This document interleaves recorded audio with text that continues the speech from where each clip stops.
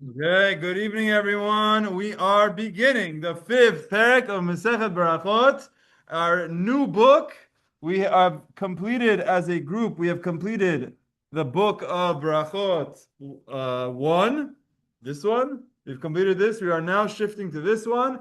For those of you who are on Zoom, and if you need one, we have a sponsor who sponsored for the entire class.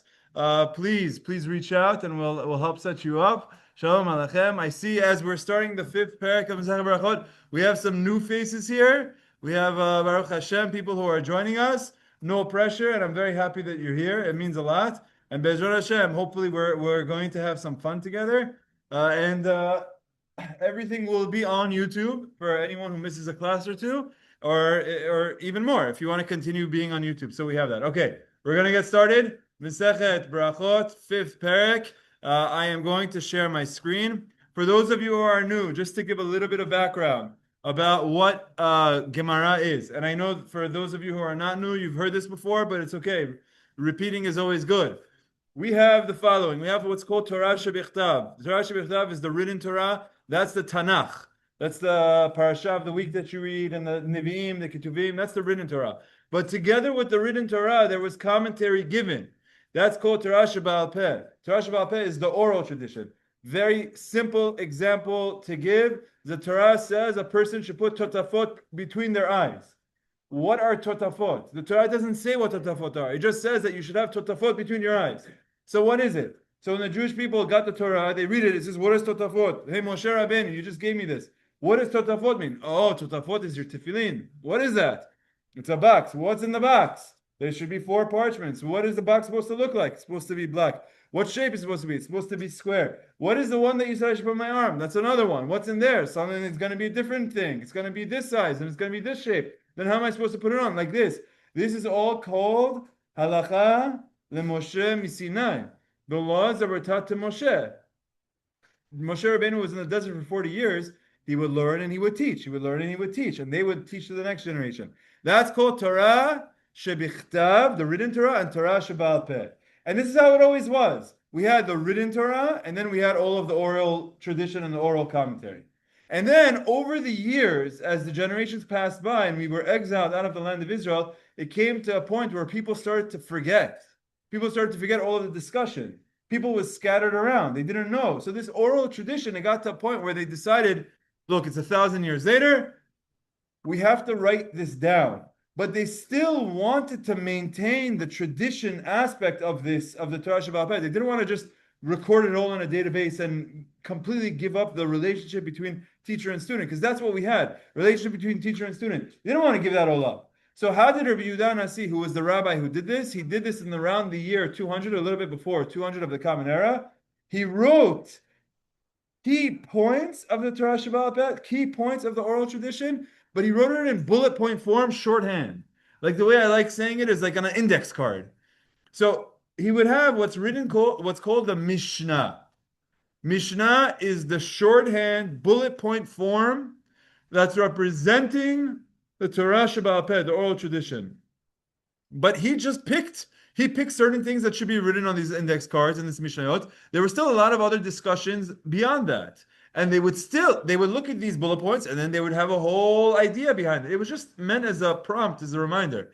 But then a couple hundred years later, they started to forget what all of the emendations of the Mishnayot are, and to explain what the different opinions of the Mishnah and how do we hold. And that's when we recorded the Gemara. And that's what the Gemara is. The book that we are reading now, that we're starting now, it starts off with Mishnah, which is the book that Rabbi Yehuda Nasi wrote. This is the shorthand form, halachot, of the oral tradition. And then what happens is we do an analysis of the Mishnah, which is only a few lines. Those analysis of the Mishnah is called the Gemara, written about 300 years later. But all of these discussions were something that were there always. Now, you'll have different opinions sometimes because we're not sure what the final law is. But that's what the study of Gemara is. Study of Gemara is the oral tradition, the analysis, the different approaches, the different opinions, until ultimately how we're supposed to act. But not always is it how we're supposed to act. Sometimes it is, sometimes it's not. And one last thing you have to know about Mishnayot and Gemara, it's not always organized in the cleanest way. It's not. And like the mashal that I was given to me once is very nice idea is let's say you're at a Shabbat table. Okay, you're at a Shabbat table and there's discussion that comes up. Someone starts talking about something. It leads the conversation to something else. Then you go on a tangent to something else. Then you say, hold on, reel it back. We were in the middle of a conversation and you talk about this. If someone comes and records all of this discussion, are they going to say, well, how come you guys started with this conversation first? It would have been more logical to start with that conversation first. Or why did you say this and then change your mind to this? The answer is because this is discussion, right? The Gemara, in many ways, is recording the discussions that have gone on for centuries. And because of that, it maintains that form. We could have just given you the final answer, but it's not just maintain. It's just giving us the final answer. It's also maintaining the tradition of all of the discussion. With that, we are going to begin the fifth Perek of Masechah Berachot. In this Perek, the fifth Perek, we are going to talk about what is our attitude and our feeling that we should have going into prayer, going into Amidah, specifically Amidah. You are going to start Amidah, but going into prayer, what should your mindset be? We are going to start, if you're looking in the art scroll. Oh, wow, you have to crack that binding. You heard that crack? Neither did I, but still. Okay, you have to, what is it? No, it's not page 1. 30B3, it's the first page of Gemara. 30B3, Ein Omdim, and I'm going to share my screen as well. It's on 30B3, Daf Lamed Amud Bet, starting with the Mishnah. Share, one moment. Share. I have to do this. Share. And we are in. Let's do this. Not in yet. We are in. Okay, very good. Let me make this bigger. En omdim leitpalel. Where'd it go? There we go. Starting with the Mishnah. The Mishnah discusses the proper frame of mind with which the recitation of the prayer should be approached. Sorry, there we go. En omdim leitpalel ela mitoch koved rosh. For anyone who's new, just so that you have the understanding, the Mishnah, you have the books in front of you. I'm also sharing it on the screen in the app form, so you could follow along here, or you could follow along in the books in front of you. En omdim leitpalel ela mitoch koved rosh. When it's time to pray, the proper attitude should be that of reverence, that of being serious. It's not something that you should be laughing and drinking wine and eating a meal and then in the middle of that get up doing Amidah. No. You come in with a mindset of I'm going to be standing in front of the Almighty, the one who created me, the one who's in whose hands my life is, that if I were to get sick, he is the one that's able to fix this. It's able to give me sickness. He's the one that is able to decree the sickness. You come in with this mindset of being serious. And that's why I said, we just had our siyum, we're eating food, we're enjoying, we're laughing, we're drinking. But when it comes time to tefillah, it's a little bit of a downer. Tefillah is not like that. Tefillah, you got to be serious. Why? Why do you have to be serious in that mindset of tefillah? Why do you think? Yeah, if someone were to go stand in front of the king, and let's say it would be some sort of a judgment, and in front of the king is coming, maybe not dressed in the best way, maybe he's joking around, maybe he doesn't, it's almost disrespectful. What does that show about your relationship toward the king? You don't respect the king. So when you're standing in front of Hashem, you come in with a sense of, I'm here, I'm focused. And I'll tell you, this is very hard for me when, you know what, let's see a little bit more of the Gemara, a couple more lines of the Mishnah, and then we're going to explain where I personally have some challenges and how you could bring this into your own life. So the first line is, when we rise to pray, a person comes with an attitude of humility, of reverence, of fear. Chasidim Harishonim, the early pious ones, that means this is the ideal way of praying, and not everyone does, but the saints, the way they would pray is Hayu Shohin Sha'a Achat Umitpalalin. They would tarry, or they would wait, they would meditate an hour before they would pray, Umitpalalin, and only then would they pray. before they would pray shacharit, they would wait for an hour before to make sure that they're in the right mindset. So the Mishnah is giving us like, hey, this is the right mindset you're supposed to do, and you should know that there are some that take this very seriously. And the way they take it very seriously is mincha. Mincha is right now. Yeah, and then we're finished. There's a 3 minute mincha minyan somewhere. Oh my gosh, you guys know I used to work on right above Grand Central Station, and by track 42 at 140, you ever prayed there? You prayed there. By track 42, it's still there? I don't know if it's still there. It's right. Okay, so there's like a corner, there's a train, there's people coming over, and then there's a shoe polish guy on the other side. The guy is like polishing shoes. These people would come, they would sit, they'd polish shoes, and they'd watch the Jews pray mincha, and then afterwards, the guy would pay and take his shoes and leave. This is right there in track 42. Fast. It was a good spot. A bunch of like lawyers and Ashkenazi people and like overlooking in these buildings. But it was very weird. I don't know in how many people's videos I am. Like I'm praying Shacharit and someone comes to the video, taking a video of me. It's very, very uncomfortable. They're very uncomfortable. They have no idea what's going on. They think it's part of the attractions of Grand Central and they're taking a video. But look, these people are busy. They have to work, but like I was there myself. This is like really what's very difficult. What the Mishnah is telling us is like, no, you want to go into prayer, you go in meditating, like preparing yourself. If you had a court case, you wouldn't like come in and say, Your Honor, and then go. Like, what? So you're coming in, you're standing in front of Hashem. They would wait for an hour and then they would pray. So that they could direct their intention and their hearts towards the Father in heaven. You could look at this footnote on the bottom. It's very long. We're not going to say the whole thing. But upon arriving at the place where they intended to pray, they would first pause for an hour to contemplate the loftiness of God. Look at this second paragraph. The standard of pausing for an hour applies only to the early pious ones. So it's saying, look, the way the Mishnah formulated it is like the Chassidim Rishonim used to do this. It's not saying you have to do this. It's just trying to give you a reference of like, look, there are some people that would do this. So when I ask you to come in with the right mindset, don't say like I'm asking a lot of you. Like people who take this seriously would invest an hour into it. For others, it's sufficient to pause for the amount of time it takes to walk. What is that? Like 1 foot. It's a small amount. Now, look at this line of what the Vilna Gaon says. Very nice. The Vilna Gaon points out that the word umit palalin and they pray seems to be out of place. He actually reads this line a little bit differently. He doesn't read it as they would wait an hour and then pray.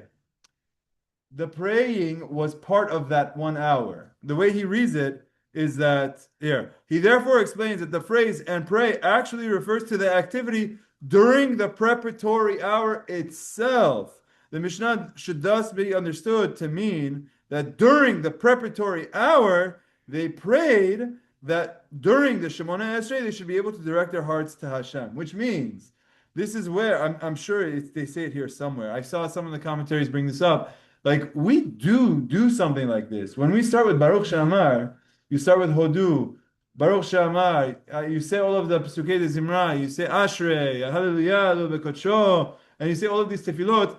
We're really preparing ourselves for the Amidah. So we are doing something like this. No one just walks in and goes straight to the Amidah, except for Mincha. Except for Mincha that we do. But for Shacharit, there's parts of it beforehand. And part of that is to get us in the right mindset also. It's not an hour. For most people, it's like 20, 25 minutes. If you come here, it's about like 12 minutes from the time that you start from Baruch Shamar until the time of Amidah, maybe 15 minutes. But the idea is how they would pray during that meditating process. They want to just sit there the way the Vilna Gaon says it. Okay, very good. Now, we're so far so good. So far what we're saying is you have to have the right mindset and you have to prepare for it. Yes, question? Kind of like just one thing that I'm kind of noting from the Mishnah saying is it's saying one should only get up to pray if they know that they're gonna have this Choved Rosh, right? Right. So is that saying that if let's say I'm being honest with myself that I know Yeah, very good question. I'm not gonna actually my prayer is gonna be lip service, should I not pray? Very good question. Josh is asking an important question. If you're going to tell me that the only way I should pray is if I go in with a serious state of mind, then if I can't get there, are you telling me don't? Is it better not for me not to pray at all? So the answer is times have changed, and we've seen this already a few times in the Gemara. It came up with the Chatan, it came up elsewhere. We saw this a few times that look, we're not saying that if you can't get yourself here, so don't pray. No, that's not the right approach. The right approach is that if you feel like you can't, at least tell yourself, let me get there for a minute. Let me get there for 30 seconds. Let me at least the first bracha of the Amidah, at least say those words with understanding what I'm saying. Look at the translation. Something. And if afterwards you lose it, I gave a whole shira. Shlomo, we saved you some food. And we saved you a new Gemara also. Okay, good. Baruch Hashem. The the way there's a Gemara Masechet Rosh Hashanah Daf Yud Zayin, I believe, or Daf Tet Zayin. Tosfot there quotes. There was a rabbi that would say, "There's a wall that I pray by." He's like, "I can tell you exactly how many bricks are on that wall, because every time I'm praying, all I'm doing is I'm counting the bricks." Like saying, like, I'm not focusing. There's another rabbi that would say, thank God for my head and shoulders, because when it comes time to Modim that I'm supposed to bow, I don't know what I'm saying, but my head just bows at the right time. I'm like, okay, I know where I'm up to. And you might see this sometimes with like some people in the Amidah, they say, Slach lanu avinu ki chatanu, v'chol lanu avinu ki bashanu. They beat their chest. Sometimes someone's just saying it and then boom, right? I guess it really depends on how fluent you are with the tefillah. But the fact that you're not able to focus for the whole thing, we're human. The approach is not to say, well, since I can't do this, I'm not even going to try. The approach is to say, let me try a little bit. Let me try a little bit. Let me try. Guys, this is where I struggle. I struggle really the most for mincha. Why? Mincha, if you're praying mincha in the middle of the workday, or in the middle of something, and there's something going on, you got a text message, your mind is somewhere else, and now you have to go pray mincha, and mincha happens to be very short. And you start with the Amidah. It's very hard. It's very hard to say, like, let me put my phone away. Let me clear up my mind. Let me spend a moment actually dedicating to Hashem. So again, if a person can go a few minutes early to Mincha, not roll in late, but go in a few minutes early, properly, prepare yourself, put your phone away, and focus on the prayer. This is really the ideal. I'm not saying it's easy. I'm saying shacharit, at least like you could just set your schedule. You go there first thing in the morning. One morning for shacharit, I came here. I had left my phone at home. And like I needed to potentially go back home to help out with something, with a ride or whatever it is. But that day I left my phone at home. I had no choice but just to be present in the moment. I had no choice. I didn't have my phone. I could have kept going getting some coffee, but how much coffee can I drink? So I had, honestly, like that morning just felt high. It felt good.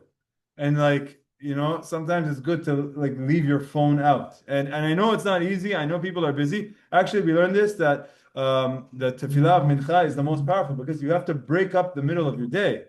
But this is something that's important for us to understand. So, Josh, to your point, it doesn't mean don't pray. But what we take away from this is try to do something so that you don't just roll into it without thinking about it at all.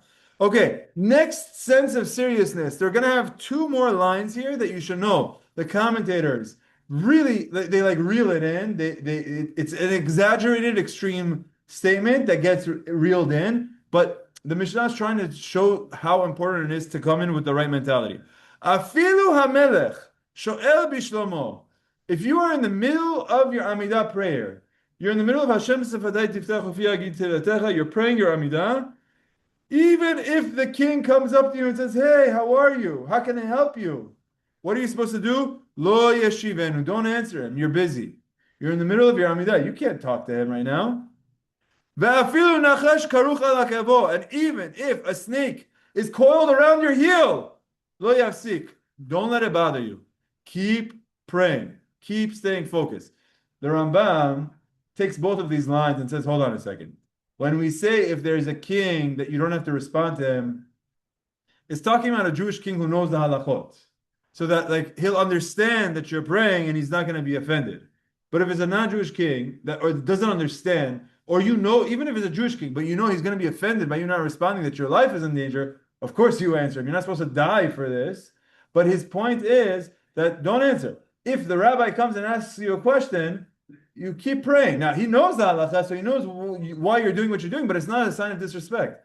And what the Rambam also says is about even if there is a snake that's around it, his coiled around his ankle, he says if you know it's a non-poisonous snake. Not if it's a snake that can kill you. It's a snake. I don't know. There's certain types of garden snakes that are not poisonous. It might scare you. You may not be able to focus. And Allah is saying your life's not in danger. Stay focused. Like you're here, you're in the middle. Don't interrupt. But if your life was in danger, of course, there's no question. Rama, I don't think you need that one anymore. Oh, that's number two. Yeah. Oh, Rama.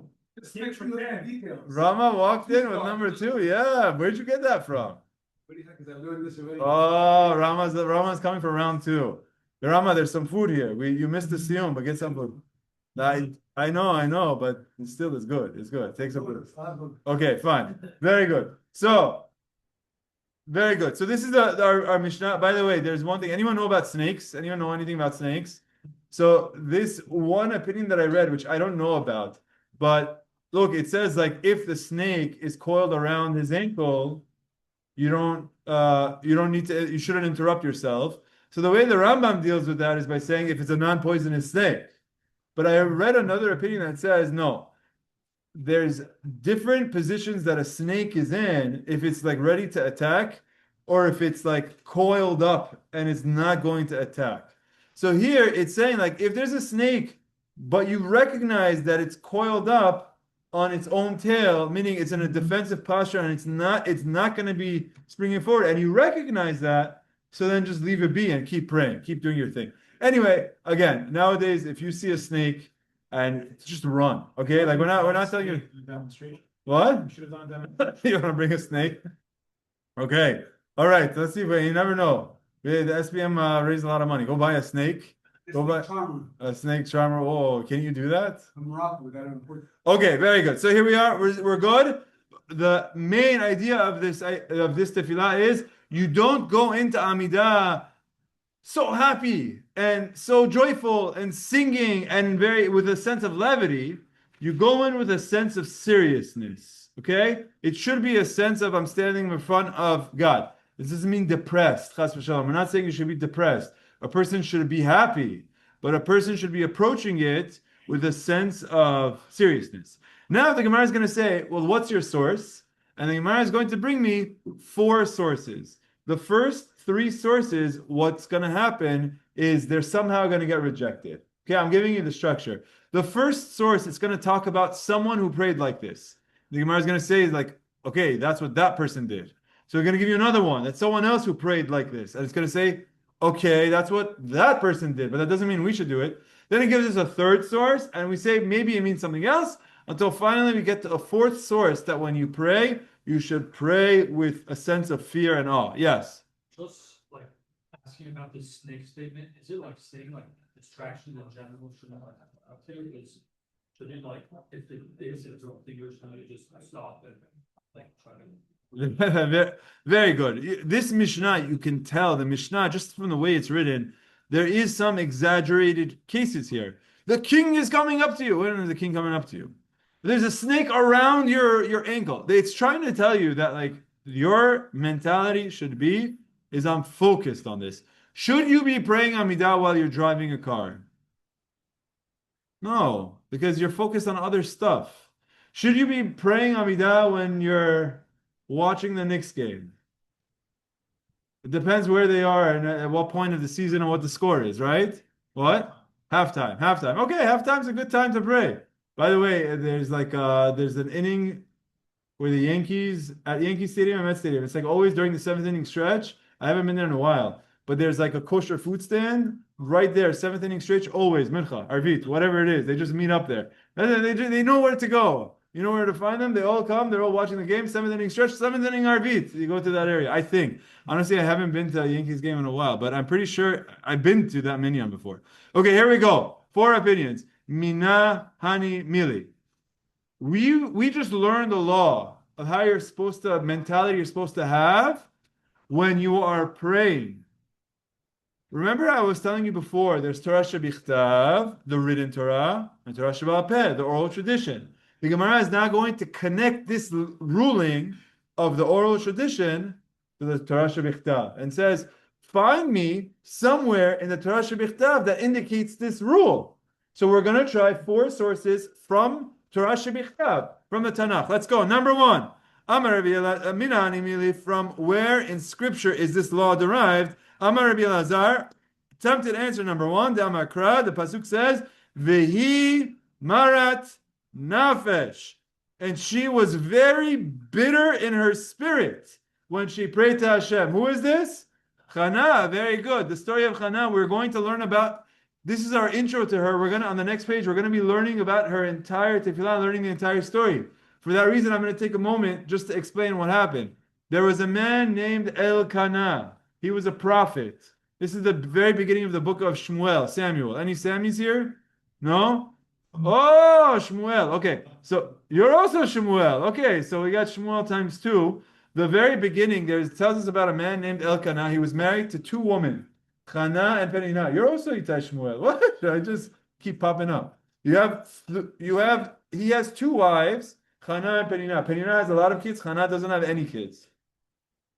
Chana wants a child. Elkanah says, honey, I love you so much. Our relationship is more important than any children in the world. Like, my love for you is more important. Yes, it's nice of you to say Elkanah, a very supportive husband, but Elkanah, you already have kids with another woman, Penina. Chana, your wife that's crying and saying she wants a child, you're not helping her. You're not even feeling her pain because you already have kids. So she felt like she was alone. She would tell her husband, I want to have a child. They can't get pregnant, but the husband already has kids. So she got to a point where she was broken. She went to the Mishkan, which is the where the Beit HaMikdash was before it was established in Jerusalem, in Shiloh. Very good. And she went to this Mishkan, and which is like the closest she can get to God by going to the Beit HaMikdash, the Mishkan, and she started praying. And she started praying in a way, and she was what the line describes. She was very bitter in her spirit. She was sad. She was down. She was crying. She was moving her lips. The Kohen Gadol, his name was Eli. Eli, the Kohen Gadol, sees this woman there going like this, moving her lips, and he's like, this is a homeless woman who's drunk, who came here. Get her out of here. You know, like someone comes in here, like, look, here's $5 and go. And this is how he felt. Like, get out of here. You take your $5 and go. And she said, no, I'm not drunk. I'm not homeless. I'm brokenhearted. I'm praying for a child, which is what she says to Eli. And Eli gets embarrassed, or he gets taken aback that he had accused her when she was actually innocent person. And he's like saying, get out of here. So he asks her what's going on. He gives her a blessing that she should have a child. And indeed, she goes home, and a few months later, and she gets pregnant, and she has a child. That child that she has, she names Shemuel, Samuel. That is the story of Samuel, of Shemuel, because it comes from the word Shaul hu me Hashem. Shaul means he is borrowed from God. Why is he borrowed? Because she had this child, she raised him, and then once he got to a certain point that he could live without his mom, she sent him back to the Mishkan. She went to Eli the Kohen and said, this is your apprentice. I want him to learn and I want him to be here. And Shmuel HaNavi was one of the greatest prophets of the Jewish people. He anointed the first king, for all of you House of David fans, he anointed the first king, the house of Saul. And then he also went, and then afterwards, and he anointed the second king of David HaMelech. Very important character for all Jewish people. His mother was Chana. She has this very powerful passage where she's praying for him, and we learn a lot from it. This is how it describes her spirit. Was she laughing? No. Was she happy? No. Was she joyful? No. She was bitter. She was crying. That's why our Mishnah says, that's my source, that you have to, when you're praying, you have to have koved rosh. You have to be in a sense of awe. The Gemara asks, exactly. You could be very happy, very joy, love and So the description is that she was bitter in spirit, which is connected to being in a sense of seriousness, not being joyful. It's hard because it doesn't mean depressed. It doesn't mean depressed, but it means that you're coming from a place of being very serious, and that was her attitude. She was very very serious. The Gemara says, "Mimai, how do you know that that should be applied to everyone else?" Dilma Chana Shani, maybe Chana was different. Dehavat merira liba tuva, because she was exceptionally bitter at heart. This does not prove that others have to pray this way. This is how she prayed. Don't take that as a description of Chana, not as a prescription for everyone else. Fine, so it's not her. Ella Amar Rabbi Yosef Rabbi Chanina mehacha. Here is the source that you have to pray very serious. Pasuk of David HaMelech. Va'ani. As for me, which you already know the answer, that why this is going to get rejected, because it starts off with David HaMelech saying, as for me, my approach will be, Berachot 30B-31A. I come into your home with your kindness. I bow down to your holy sanctuary. Having full fear of you, in awe of you. Thus you see that when you come to pray to God and His home, I come to your bait, I have to have awe. I have to be in a sense of awe. The Gemara says, Mimai, how do you know that that's a prescription for everyone else? Dilma David Shani, maybe David is different, because he would exceedingly torment himself in prayer. He went through a lot. First of all, he suffered a lot. He went through a lot of tragedies. He was viewed very negatively in life. And then he also made some mistakes in life afterwards that he regrets and he wants to get forgiveness from God. So he had this sense of awe, but that doesn't mean everyone else has to. That was answer number 2. Answer number 3. Amar Rabbi Ella, rather, Amar Rabbi Yoshua ben Levi me'acha. Here is the verse from Scripture that says you have to pray to God with fear. This is from Perek Kaf Tet, Mizmor David. Hishtachavu ladonai. When you bow to God, you should bow to God behadrat kodesh, in holy splendor. When you bow to God, says David HaMelech, you should bow to Him in holy splendor. What does that mean? Bow to God in holy splendor. I barely understand the English words. What are you supposed to do? So it says al tikre behadrat. This word hadrat can be translated as splendor, but it could also be read as ela becherdat.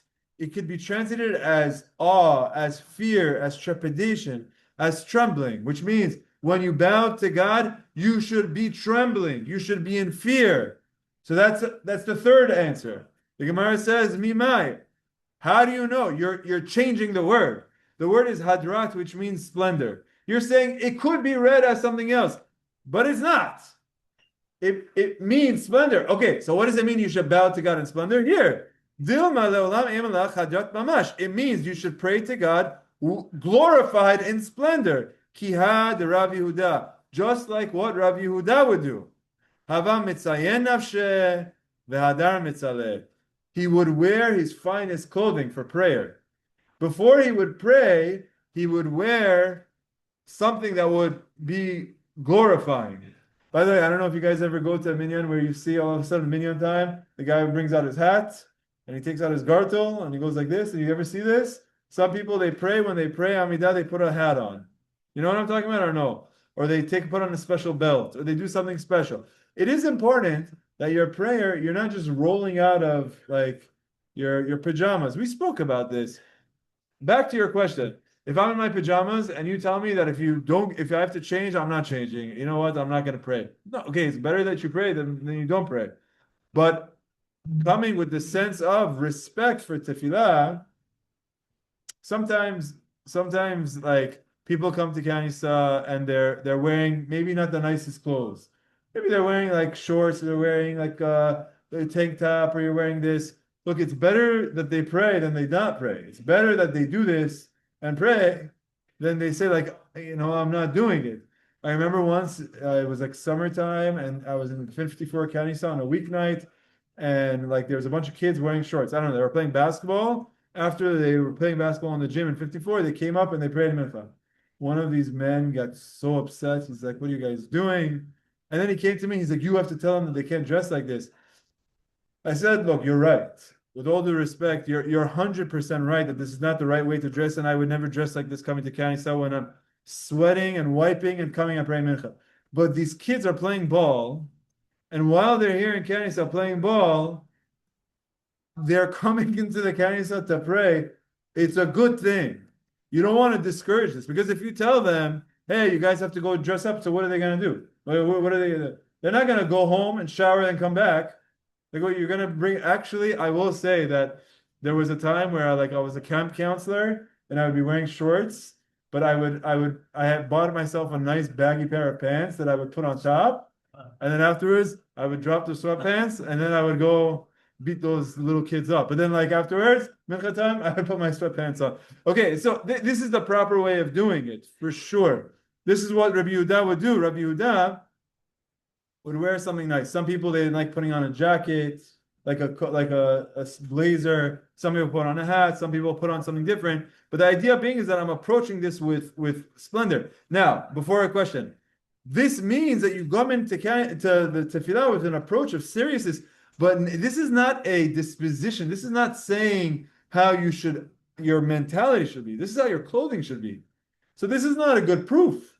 We still want a proof that when you pray to Hashem, you should have this sense of fear and trepidation, of seriousness and awe, as opposed to, let's say, I want to do it while I'm laughing and having fun. What's the problem with that? Okay? So let's do this fourth answer, then I'll come to you. Ella, answer number 4, which is going to be accepted. This is the proof. Ivdu et Adonai be'yirah. When you serve God, you should serve Him with fear. This is a pasuk in Tehillim. This is the only one where it's like a verb to other people and it's explicit in the pasuk. The first one is describing what Hannah did. The second one is describing what David did. The third one is saying, when you bow to God, you should do it in splendor. We said, okay, that could be the type of clothing you're wearing.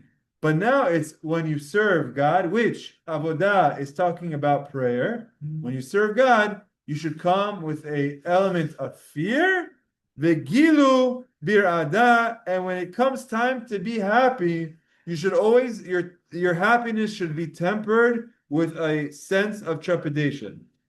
This line and this Gemara that we're about to say now is going to tell us that when someone is too happy, it could lead to a sense of lightness, of being careless, of being carefree, which is good. There's parts of this is good. Everything has to be taken in moderation. But making a joke out of everything and never being serious about anything is a problem. A person is going into prayer, it should be a serious moment. Now, some people might say, what are you talking about? Don't worry, be happy, because every little thing is going to be all right. Who sings that? Lionel Richie or something? Bob Marley. Okay, these things are good. Yeah, louder. No. What is it? Yeah, Bob Marley. What did I say? No. What? Yeah. Oh. Okay. Don't get me. No. We don't want to go there. Okay, but there is this element of you have to when you're serving God, you should do it from fear. I want to just take a moment and talk about this. Why do you have to serve fear? Can you explain that? Yes. Okay. Wow, look at the Zoom. Wow. Okay, I didn't see you guys. A lot of people here. We got some new people also. I just have to take a moment. Justin, Zerubbabeli, Aaron Solomon, you guys are new. Baruch Hashem. Evan Kalatizadeh, you got a new Gemara in your hands. I see that. Mordechai, Shalom Alechem. Mr. Dave Seb Jadid, Shalom Alechem. Andy, Jacob, Levian, Shalom Alechem to everyone. And Ben Azizi, Baruch Hashem, love you. Someone's going to bring a Gemara home for you. Someone said they're going to bring it for you. Thank you. Yeah, Josh has one for you. Okay, so when we say fear, it's important to understand that maybe we don't have the right word. Fear doesn't mean I'm scared of someone going to hurt me, or fear doesn't mean that I'm scared that I'm going to get punished. Fear in this, it really is a sense of respect, is really how it should be translated. The way I think about it is the way I most relate to this is how I am parents. I'm exactly the way someone is in front of their father, or like or the way I am in front of, let's say, Rabbi Ben Chaim. If I'm in front of Rabbi Ben Chaim, I don't know, personally, I have this sense of respect that I'm coming in serious. And if he's asking me to do something, I want to do it. I'm not like kidding around with him. I'm not being like, yo, Rabbi, what's that like this? I'm not doing that. I'm coming in with a sense of fear is not the right word. Respect. Respect is really the word. To have the sense of serious, a serious disposition of being respectful. Reverence. Yeah, and I don't know, I don't really use that word in a normal sentence, but yeah, like that's how they translate it. Reverence. Awe, another word that I don't use, but yeah, exactly. Reverence, awe, respect, like you said, let's say in front of a father or in front of a grandfather, and in front of someone that they respect a lot, when they're talking, that doesn't mean that it can't be a fun, playful relationship. It doesn't mean that like there's no smile on your face. You're not afraid of them that are going to hurt you. It's coming from a place of respect. That's really what it is. Make sense? I think what this is coming to go against is someone who thinks that they could go, look, it's my dad in prayer. I could say whatever I want. I could joke. I could have some fun. I could, in the middle of my prayer, go take a sip, take a sip of this, and then go take a sip of this, and do in the middle. I'm talking about in the middle of the actual Amidah. What do we do in the middle of Amidah? When we're standing in front of the Amidah, what are we allowed to do? Yeah, we're just praying. You don't eat in the middle of Amidah. You don't drink in the middle of Amidah. You don't talk to someone else in the middle of Amidah. Even if the king comes talks to you. Why? Because you're standing in front of God. And you have respect for this place. You have respect for God. Keep in mind, we don't see God, right? We don't feel him. We don't know. We don't feel him as a real being. So the laws of tefillah are meant for us to really internalize that Hashem is there. And part of us internalizing that Hashem is there is having respect the same way you would have in front of the king. That's the moment, that's the sense that we're having. Imagine you're having a king.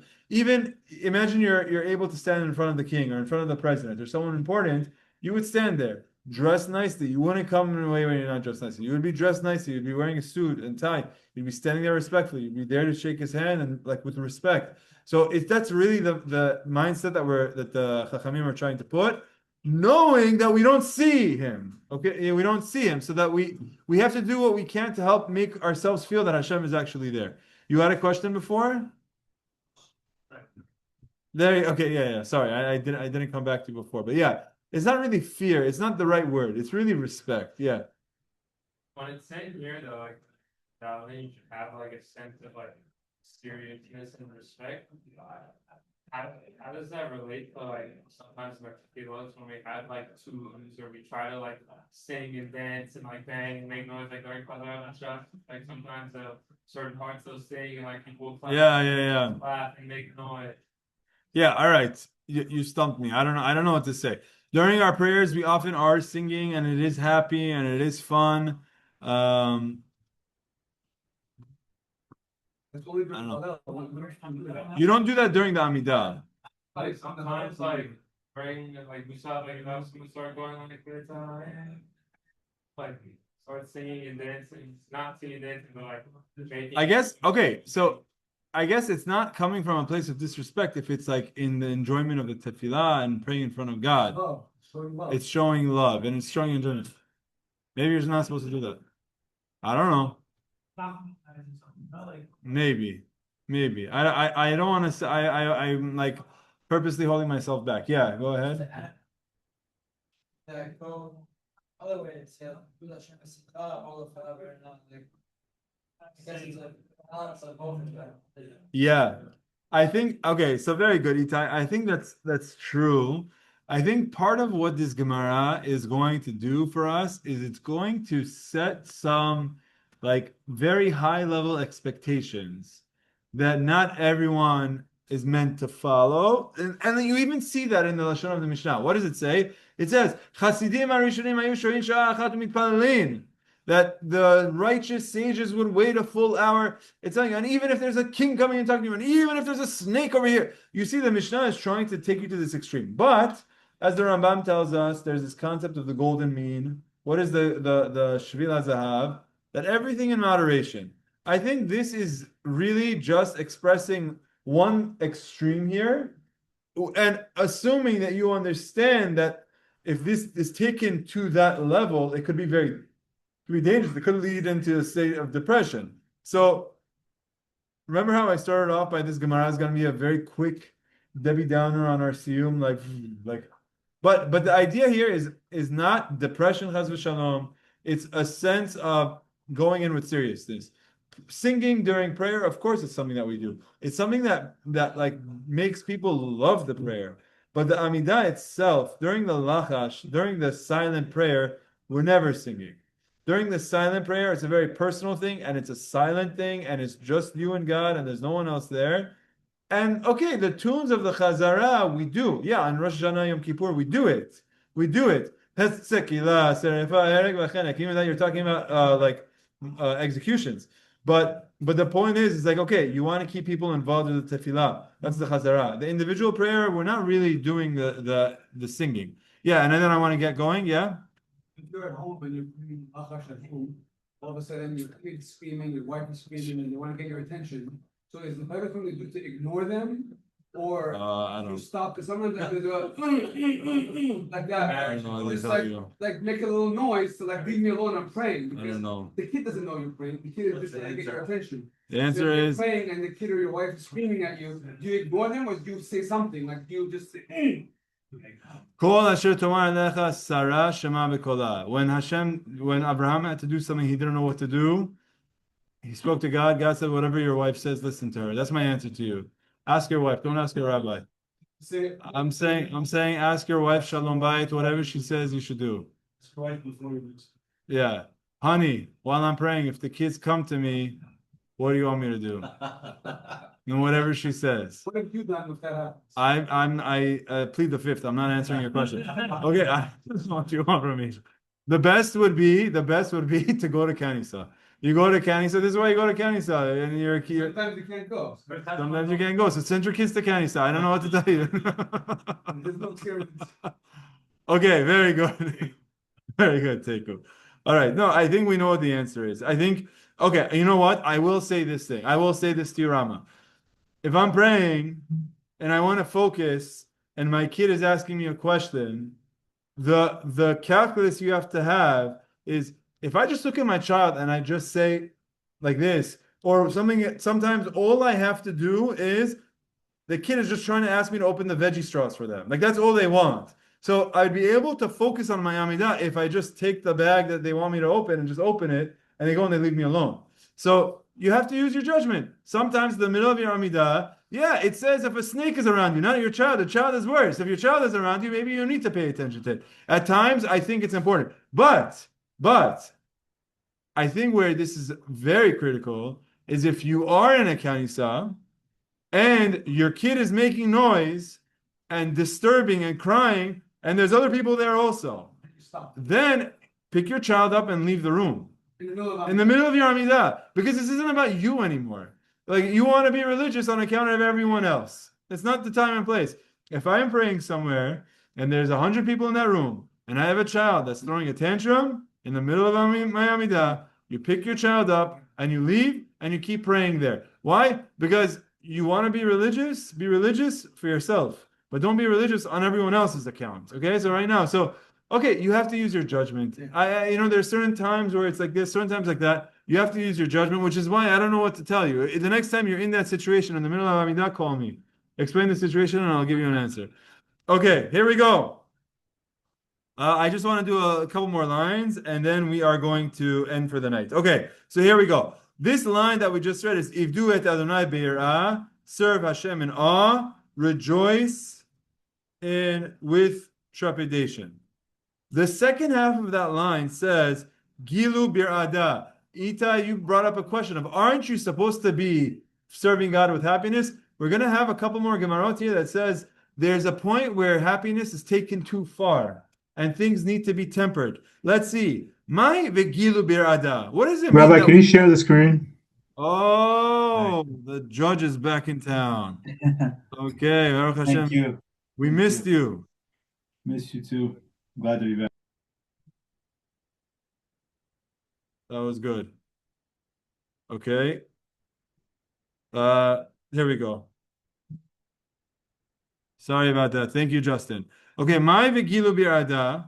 When it says that when you serve God, you should serve Him with awe, and then it says that, and when you rejoice, you should rejoice in fear, or in trepidation, with trembling. How do you rejoice with trepidation? What does this mean? So Amar Rabada, Bar Matna Amar Rabba. Rab Ada is the rabbi who's quoting Rabba, explains it the following. Bimkom Gila, in the place where you are rejoicing, Sham Tehe Re'ada, there should also be some trepidation there. Look at this footnote. Even when rejoicing is appropriate, it should be tempered with awe, lest the joy be carried over to the pursuit of worldly pleasures and the spiritual element be forgotten. This is exactly the concept of there should be joy. And when there's joy, there should also be some control. You should never lose control, because what happens when there's too much joy at a party? People, let's say they drink too much and they lose everything, and there's no sense of awe. Then what happens? So Gilu Birada means when you're being happy, it's okay to be happy, but you need to have some. It can't be unbridled joy. It has to be somewhat tempered. We're going to see some examples, and we're going to learn something that each and every one of you know. Abaye Havayativ Kamed Rabbah.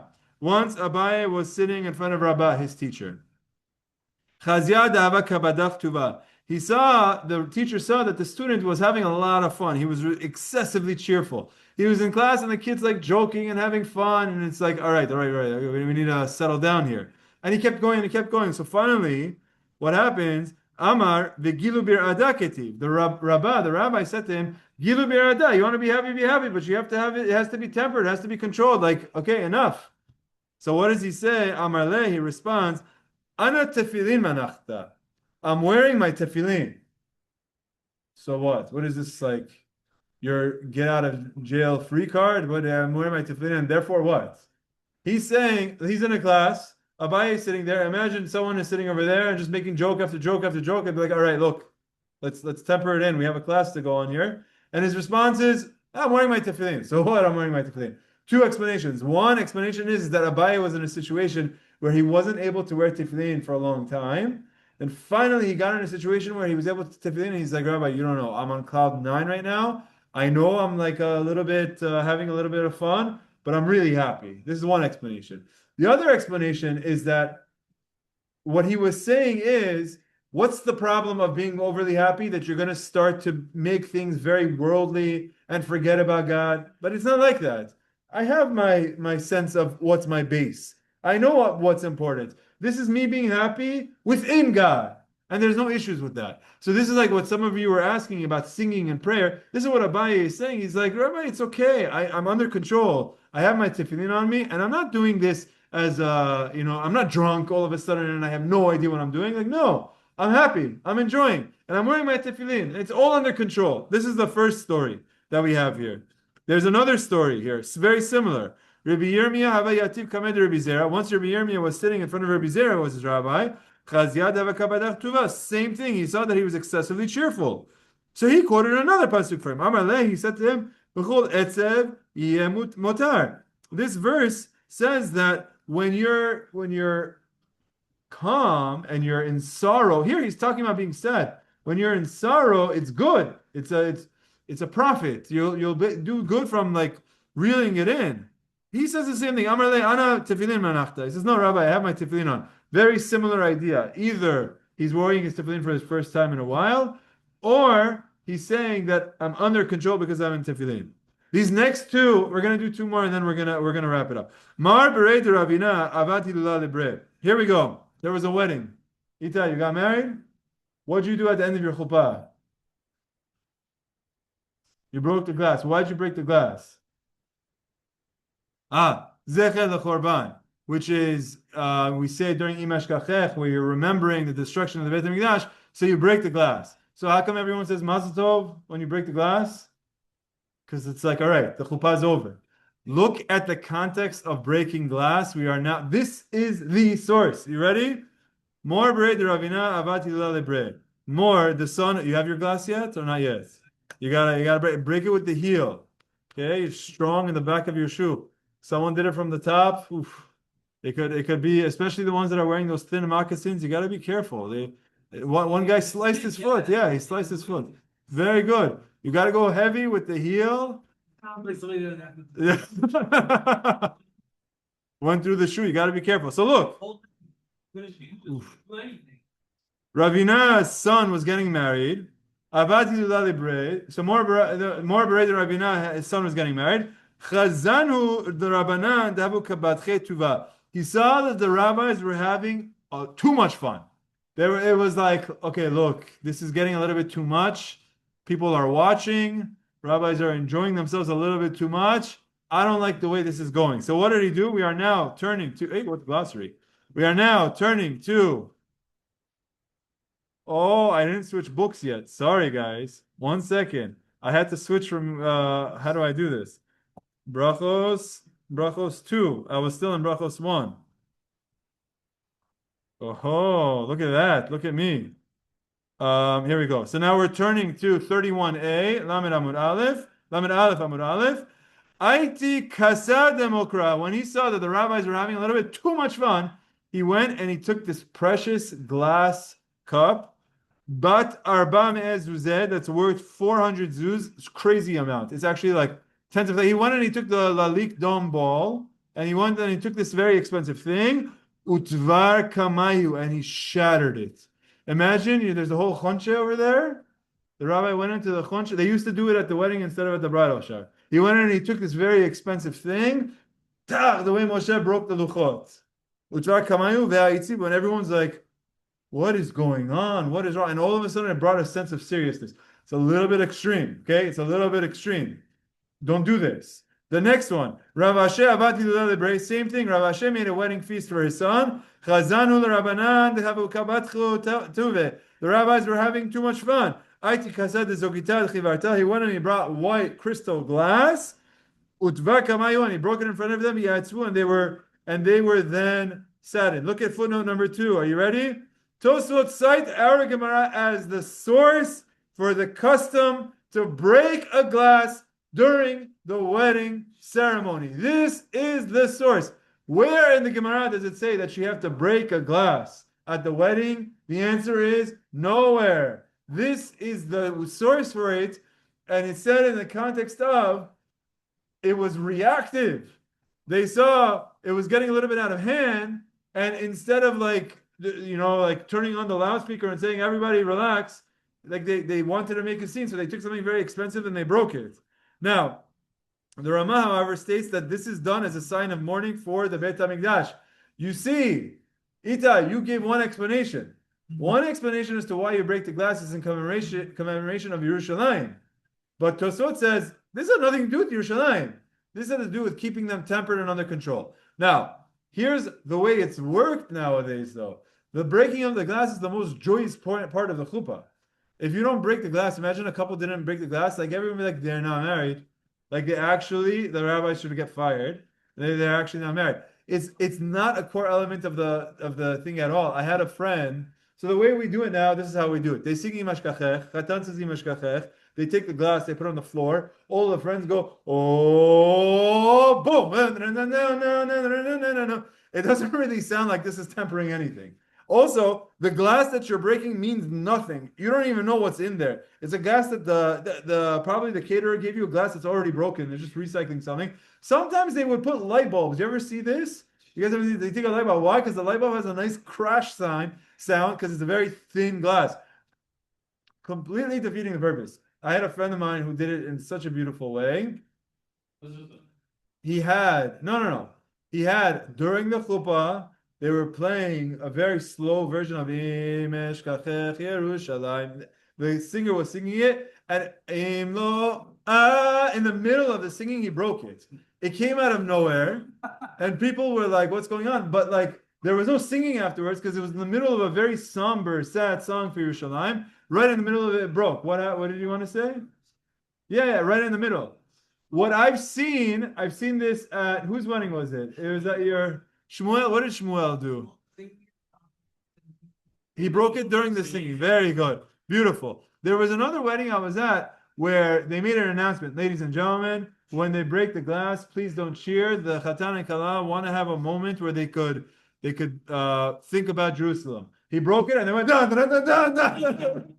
It actually made it worse. Like for some reason, more people saying they're like, we're not gonna let this happen. So okay, but and then there's like this story that Rav Shechter brings down. No, sorry, it was that I heard this in the name of Rav Shechter quoting the Rav that once there was a rabbi that wasn't so learned at a wedding and they forgot to break the glass, and this rabbi was like came in from the back and said, forgot to break the glass. They're not married. They're not married. And the one who's running the wedding is like, what are you talking about? Like, this is not a core element of the prayer of the actual chuppah. If you miss it, it's fine.